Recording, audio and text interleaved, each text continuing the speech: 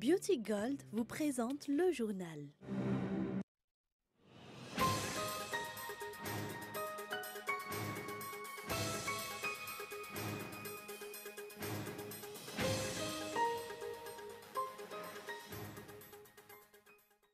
Le vice-ministre parlementaire chargé des affaires étrangères du Japon a été reçu en audience par le président de la République de Madagascar. Ils ont partagé l'importance de divers projets de coopération malagasy-japonaise dans la Grande Île et ont également signé des accords portant respectivement sur une aide non remboursable. Le pape François sera en visite au Mozambique, à Madagascar et à Maurice du 4 au 10 septembre de cette année. Le souverain pontife sera à Maputo, au Mozambique, du 4 au 6 septembre, puis il se rendra à Antananarivo du 6 au 8 septembre. Un nouveau soutien qui lâche en Algérie, le parti RND principal allié du président Bouteflika réclame ce matin sa démission. Si hier, c'est l'armée qui a demandé la réclamation de son inaptitude à gouverner.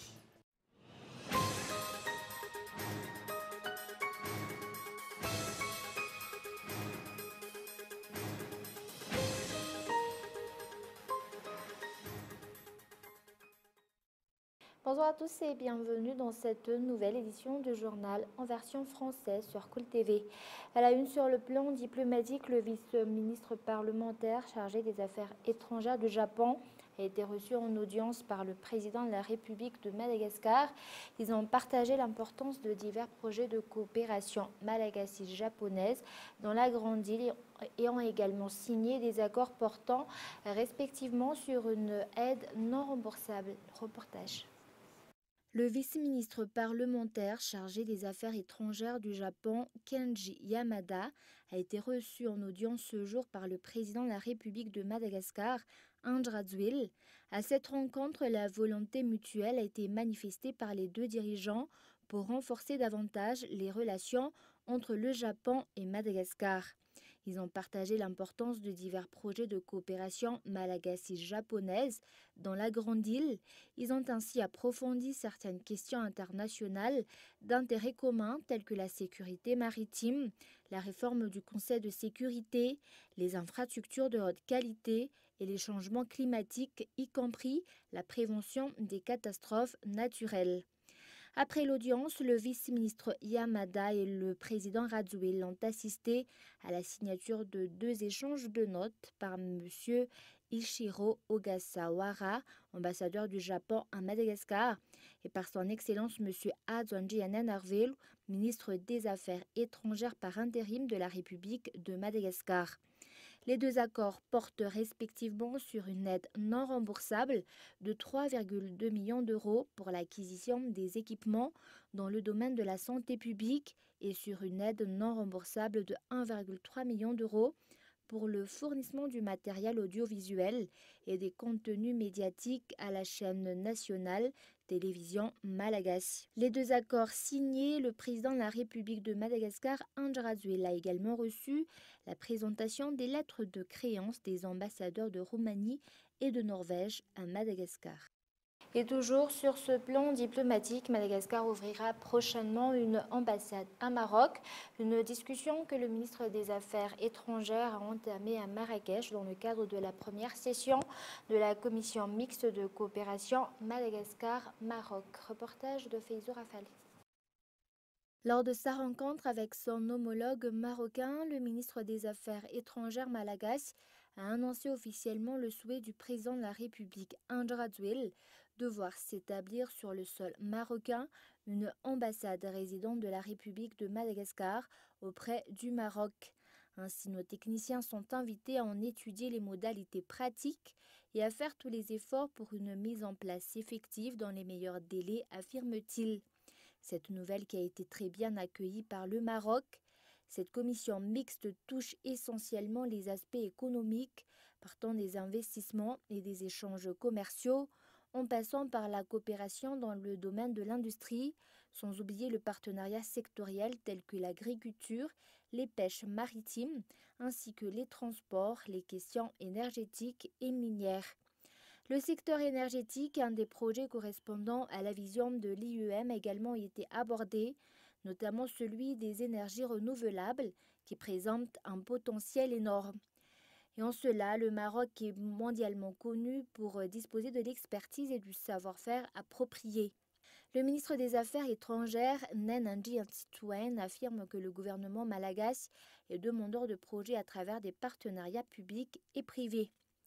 Par ailleurs, d'autres coopérations ont également été signées par les deux ministères des Affaires étrangères, notamment des accords dans le domaine de la décentralisation, l'octroi de bourses d'études et de stages au Maroc, dans le domaine de la formation diplomatique, en matière d'éducation et de recherche scientifique, dans les domaines de la jeunesse et des sports pour les années 2019, 2020, 2021, dans le domaine de l'aménagement du territoire national, de l'urbanisme, de l'habitat et de la politique de la ville.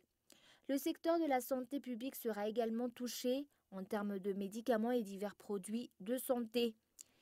Il y aura également une étroite collaboration entre l'hôpital HJRA et le centre hospitalier universitaire de Rabat. Un projet d'accord de coopération entre également dans le volet social. Également dans l'actualité de ce jour, le pape François sera en visite au Mozambique, Madagascar et à l'île Maurice du 4 au 10 septembre de cette année. Le souverain pontife sera à Maputo au Mozambique du 4 au 6 septembre, puis il se rendra à Antananarive du 6 au 8 septembre. La visite du pape François à Madagascar portera sur la devise « Semeur de paix et d'espérance » et le point culminant de sa visite sera la célébration de la messe du dimanche 8 septembre, à laquelle participeront les évêques et prêtres des 4 coins de la Grande Île et à laquelle sont conviés les chrétiens catholiques de la Grande Île. Écoutons les explications. Le pape François, qui va de par le monde semant paix et espérance, visitera notre pays, Madagascar. Je vous lis le communiqué de presse qui, en ce moment précis, 12 heures, heure de Rome, le bureau de presse du Saint-Siège rend public. Accueillant l'invitation des respectifs chefs d'État et des évêques, Sa Sainteté le pape François effectuera un voyage apostolique au Mozambique, à Madagascar et à Maurice, du 4 au 10 septembre 2019. Visitant les villes de Maputo, au Mozambique, d'Antananarivo. Volet économique, les crevettes malgaches figurent parmi les plus demandées et les plus reconnues sur le plan international, car anciens chalutiers issus de la pêche industrielle ont expédié ces produits dans le marché international, y compris l'Europe. Et le secteur est cependant très fragile, surtout en matière de durabilité des produits. Reportage.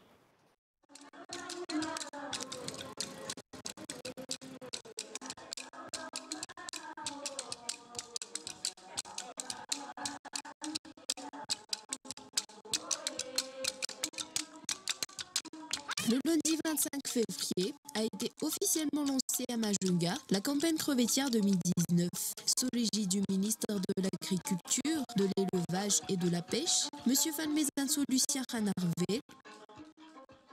Ambarako am fomba ofisialy fa misokatra ny taom-panjonona Makamba 7 sy roa arivo. Invité par le GAPCM à assister au départ des 41 chalutiers des 4 armements de la pêche crevettière industrielle.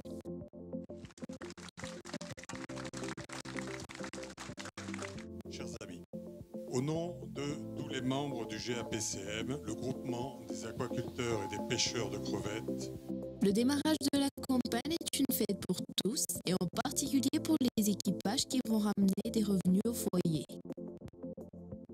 Les opérateurs sont fiers des 24 années de travail en commun au sein du GAPCM en partenariat avec le ministère des Pêches qui a permis de mettre en place une pêcherie responsable, transparente, équitable, redevance optimisée basée sur les calculs de l'Observatoire économique. Contributive, débarque du poisson sur préconisation de la FAO et demande du ministère de tutelle.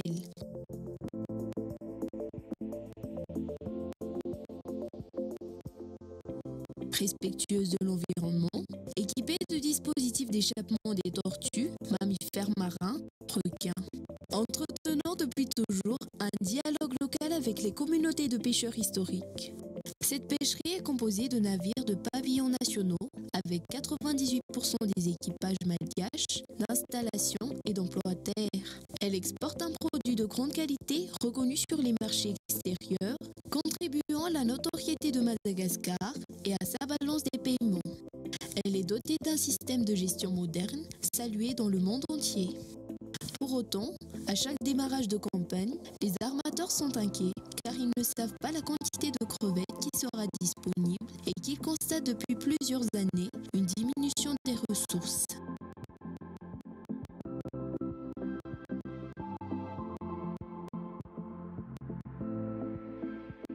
La pêche crevettière industrielle, mais aussi les petits pêcheurs installés historiquement sur les côtes, subissent les effets d'un afflux incontrôlé de populations nationales migrantes qui viennent capturer les juvéniles de crevettes sur les côtes, altérant considérablement la durabilité de la ressource. Dans le cadre vertueux du système de gestion qu'ils ont mis en place avec les autorités, la profession a su s'adapter à cette nouvelle donne. La flotte de bateaux est ainsi passée dans la dernière décennie de 75 à 41 navires. Contrairement aux idées reçues, les ressources halieutiques malgaches sont limitées et restent très vulnérables. Elles n'ont pas la capacité d'accueillir inconsidérément les excédents des flottes étrangères. Le GAPCM prône en la matière une approche scientifique, la transparence et la concertation. Ainsi, la pêcherie crevettière malgache s'inscrira dans la durée.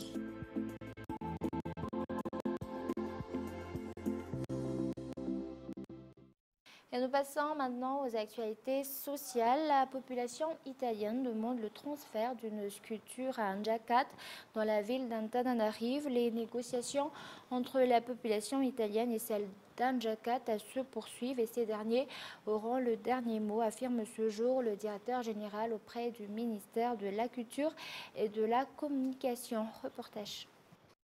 Compte tenu des rumeurs qui circulent dans les réseaux sociaux concernant la sculpture d'un célèbre sculpteur italien Carlo Mossis à Anjacat, une sculpture nommée Il Malagasy Plains, que la population italienne demande le transfert à Antananarive, les responsables auprès du ministère de la Culture et de la Communication ont tenu à préciser les vérités sur ce sujet. Repère ataon'ny italiana io zavatra io. Les rumeurs courent que la ministre de la Culture a reçu une somme d'argent considérable. C'est pourquoi cette sculpture sera transférée à Antananarive. C'est faux. C'est une négociation entre le consul italien et la population d'Anjacat. Une négociation qui va compenser la population d'Anjacat et la suite dépendra de leur décision, pas la nôtre. Rehefa tapa-kevitra ny district Anandapa, manaraka ny faritra Sava. Rehefa tapa-kevitra ny faritra Sava, manaraka ny fitondram-panjakana malagasy. Jusqu'ici, selon toujours les explications, les négociations entre la population italienne et celle d'Anjacat se poursuivent. Ces derniers auront le dernier mot. Ce n'est qu'après les négociations faites et l'entente trouvée que le gouvernement malgache entre en relation par l'intermédiaire du ministère de la Culture. Et avant de passer aux actualités internationales, 70% des femmes malgaches sont encore victimes de violences. La majorité n'a pas le courage de consulter les centres d'écoute, un des facteurs de blocage pour l'éradication de ce fléau. Reportage. Plus de 70% des femmes malgaches sont encore victimes de violences, que ce soit physiques ou morales. Les centres d'écoute de leur côté sont peu fréquentés, un des facteurs de blocage pour l'éradication de ce fléau.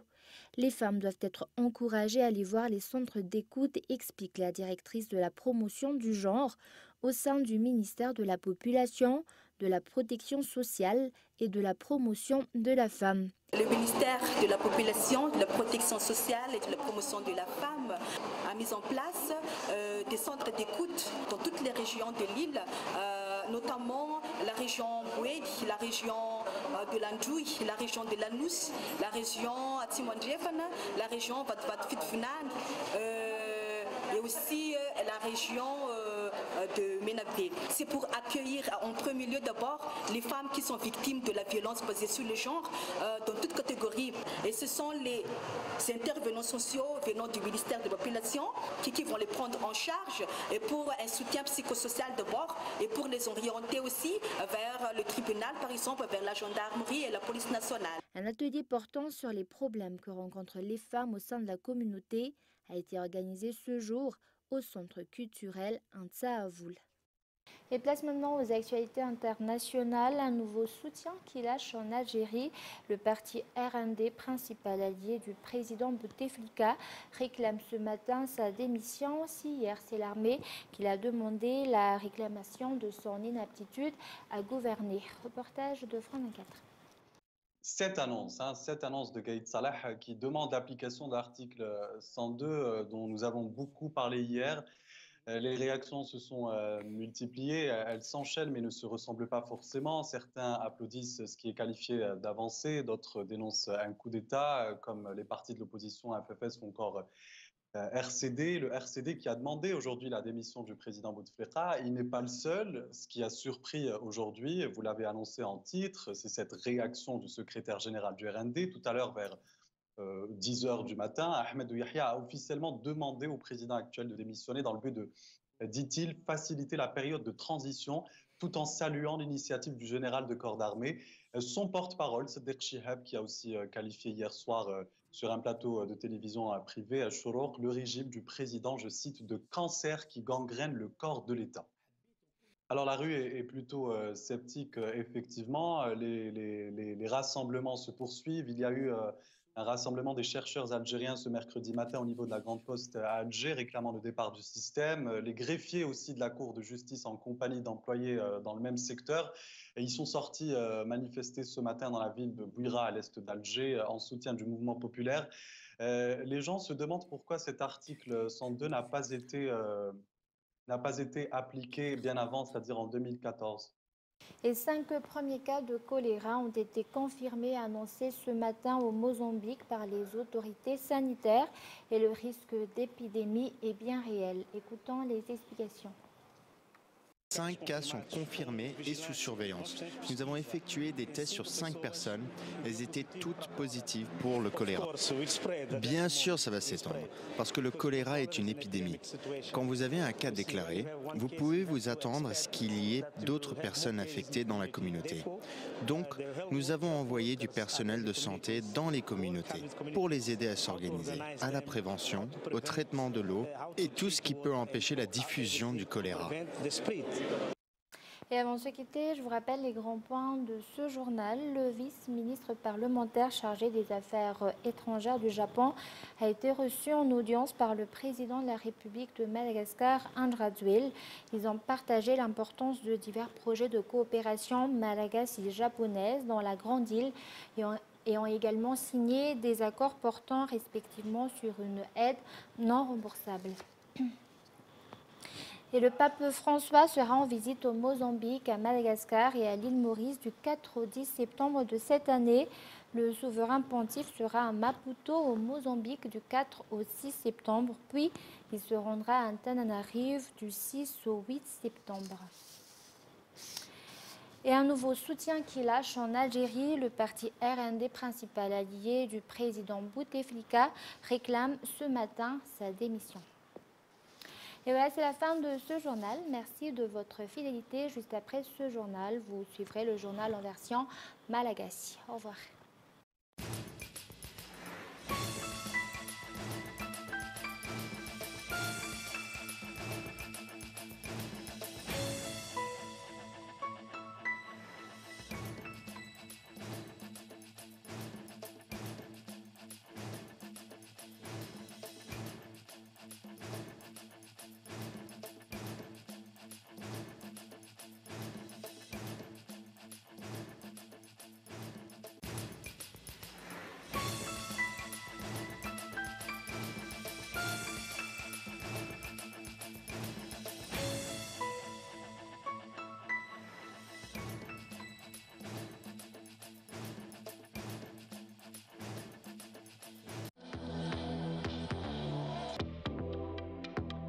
Le journal vous a été présenté par Beauty Gold.